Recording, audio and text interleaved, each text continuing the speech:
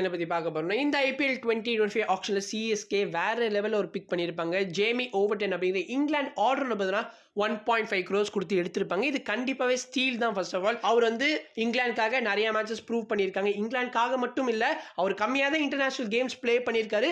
But இருந்தாலும் அவர் விளையாடின மேட்சஸ்லாம் பார்த்தீங்கன்னா அற்புதமாக ப்ளே பண்ணியிருக்காரு. அண்ட் நம்ம ஜேமிக்கு வேர்ல்டு லீக்ஸ் ப்ளே பண்ண எக்ஸ்பீரியன்ஸுமே இருக்கு. அண்ட் இப்போ ரீசெண்டாக சிஎஸ்கேக்காக ப்ளே பண்ண போகிறத பற்றி ஜேமி வந்து ஜியோ சினிமாவில் ஒரு இன்டர்வியூமே கொடுத்திருந்தாரு. அதில் ஃபர்ஸ்ட் அவர் சொன்ன விஷயம் பார்த்தீங்கன்னா, நான் எப்பவுமே தோனி மாதிரி ஒரு ஃபினிஷராக தான் இருந்திருக்கேன்னு சொல்லியிருப்பாரு. நம்ம சிஎஸ்கே ஒரு பவுலிங் ஆல்ரவுண்டர் தான் எடுத்திருக்காங்க. ஆனால் இவரோட சில பேட்டிங்லாம் பார்க்குறப்ப இவர் பியூர் ஆல்ரவுண்டர் தான் சொல்ல தோணுது. ஏன்னா yes, he can hit huge sixes, timing of the ball சூப்பராக இருக்கு, லாங் பவுண்டரிஸை கிளியர் பண்ணுவார். டெஃபினெட்லி வந்து சிஎஸ்கேக்கு ஒரு கம்ப்ளீட் பேக்கேஜாக இருக்க போறாரு. அண்ட் அதுதான் அவருமே சொல்லியிருப்பாரு. ஸோ நான் வந்து சிஎஸ்கேக்காக ஒரு கம்ப்ளீட் பேக்கேஜாக கண்டிப்பாக இருப்பேன் அப்படின்னு சொல்லியிருந்தாரு. அண்ட் அதே சமயத்தில் நான் வந்து சாம் கரன் மாதிரி ஒரு ஃபெமிலியர் ஃபேஸுமே வச்சிருக்கேன். ஸோ இது வந்து ஒரு மாதிரி டீமுக்குள்ளே நுழையிறதுக்கு எனக்கு வந்து ஈஸியாக இருந்திருக்கும் போல அப்படின்னு சொல்லியிருப்பாரு. ஃபன்னாக சொல்லியிருக்காரு. அண்ட் அதே சமயத்தில் பார்த்தோன்னா நான் வந்து எல்லோ ஜெர்சியை போட்டதுக்கப்புறம் எனக்கு ஒரு கிரேட் எக்ஸ்பீரியன்ஸ் காத்திருக்குன்னு சொல்லியிருக்காரு. ஸோ ரொம்ப ரொம்ப சந்தோஷம் இவர் வந்து சிஎஸ்கே ஜாயின் பண்ணியிருக்கிறது. ஸோ கண்டிப்பாக சாம் கரன் அண்ட் ஜேமி ஓவர்டனோட டூவோ பார்க்கறதுக்கு ரொம்ப ஈகராக வெயிட் பண்ணிட்டு இருக்கேன். அண்ட் இப்போ ஜேமி ஓவர்டனோட சில பேட்டிங் கிளிப்ஸ் அட்டாச் பண்ணுறேன், அதை போய் பார்த்துட்டு வாங்க.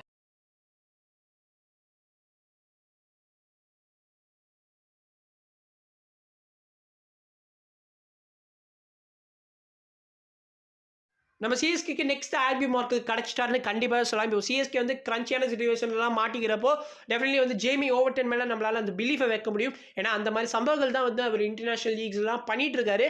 அண்ட் கண்டிப்பாகவே he can score quick fire knocks too. இப்போ வந்து 11 balls 38 runsலாம் பார்த்தீங்கன்னா T10 லீக்ல அடிச்சிருக்காரு. ஆனால் இந்த T10 லீக்ல நடக்கிறதா உண்மையா இதுவரை எனக்கு புரிய மாட்டேங்குது. ஏன்னா யார் போட்டாலும் சரி, எப்படி போட்டாலும் சரி, பேட்ஸ்மேன்லாம் வந்து பிரித்து தள்ளிட்டு இருக்காங்க.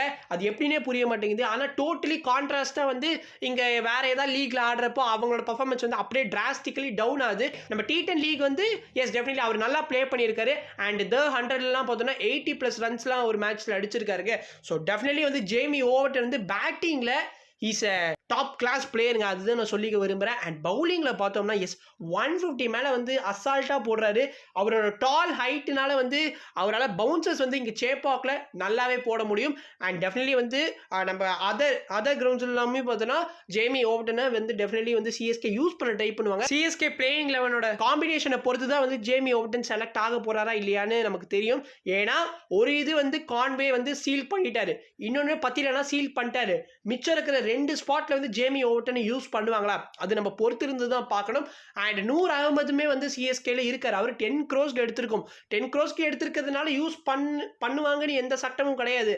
ஆனாலும் 10 crores எடுத்திருக்கிறதுனால எனக்கு தெரிஞ்சு சிஎஸ்கே வந்து டெஃபினட்டா வந்து அவர் ஒரு மெயின் பிளேயராக தான் வந்து கன்சிடர் பண்ணியிருக்காங்கன்னு தோணுது. அதனால அவருமே வந்து அவரோட ஸ்பாட்டை வந்து சீல் பண்ணிட்டாரு. ஸோ மிச்சம் இருக்கிற அந்த ஒரு ஸ்பாட்டுக்கு தான் மேபி ஜேமி ஓவர்டன் வரத்துக்கு பாசிபிலிட்டிஸ் இருக்கு. நீங்க என்ன நினைக்கிறீங்க? ஜேமி ஓவர்டன் வந்து 11ல செலக்ட் பண்ணணுமா வேணாமா? டெஃபினெட்லி கமெண்ட்ஸ் சொல்லுங்க. கிட்டத்தட்ட சாம் கரன் அண்ட் ஜேமி ஓவர்டன் 2 பேருமே லைக் ஃபார் லைக் தான். இன்கேஸ் சாம் கரன் சரியா பண்ணலன்னா ஜேமி ஓவர்டன் யூஸ் பண்ணுவாங்க, ஜேமி ஓவர்டன் சரியா பண்ணலையா சாம் கரன் யூஸ் பண்ணுவாங்க. இந்த மாதிரி மாற்றி மாற்றி பண்ணுவாங்கன்னு தோணுது. அண்ட் ஜேமி ஓவர்டன் நல்லா டாலாக இருக்கிறதுனால இப்போ லாங் ஆன் மாதிரி இடத்துல நிற்க வச்சிங்கன்னா அலேக்கா வந்து ஒரு 2 to 3 கேச்சஸ் வந்து பிடிச்சி போயிட்டே இருப்பாரு. எப்படி லாஸ்ட் சீசன் வந்து டேரல் மிச்சல் ஒரே மேட்ச்ல 5 கேட்ச் எடுத்திருப்பாரு, அந்த மாதிரிலாம் ஜேமி ஓவர்டன் இந்த சீசன்ல பண்றதுக்கு வாய்ப்புகள் இருக்கு. ஸோ எஸ், நமக்கு வந்து ஒரு கம்ப்ளீட் பேக்கேஜாக தான் இவர் தெரிகிறாரு. அண்ட் ஆல்மோஸ்ட் வந்து இவரால் நல்ல பேஸ்மே கொடுக்க முடியும் நான் சொல்லியிருப்பேன். அது வந்து சாம் கரன் வந்து பெருசாக அவரால் கொடுக்க முடியாது. நம்ம கண்டிப்பாக வந்து இன்கேஸ் டைம் கிடைச்சதுன்னா சாம் கரன் ஆர் ஜேமி ஓவர்டன் 2 பேரில் ஒரு கம்பேரிசன் வீடியோ கூட போடலாம். ஏன்னா 2 பேரில் ஒருத்தர் தான் வந்து பிளேயிங்ல வந்து எடுக்க முடியும் இல்லையா? அப்படி இருக்கிறப்போ யார் எடுப்பாங்க அப்படிங்கிறத பற்றியே நம்ம ஒரு ஃபுல் டீட்டெயில் வீடியோ போஸ்ட் பண்ணலாம். ஏன்னா அவ்வளோ கண்டென்ட் இருக்குது இதில். ஸோ அதனால முடிஞ்ச அளவுக்கு நீங்கள் என்ன நினைக்கிறீங்க, உங்களோட ஒப்பீனியன்ஸ் என்னன்னு கமெண்ட்ஸ் சொல்லிட்டு போங்க. என்ன பொறுத்த வரைக்கும் Jamie Overton will be the first choice. And video முடிக்கிற மாதிரி ஜேமி ஓவர்டன் இன்னும் சில கிளிப்ஸ்லாம் அட்டாச் பண்ணியிருக்கேன். ஸோ அதையுமே பார்த்துட்டு போங்க.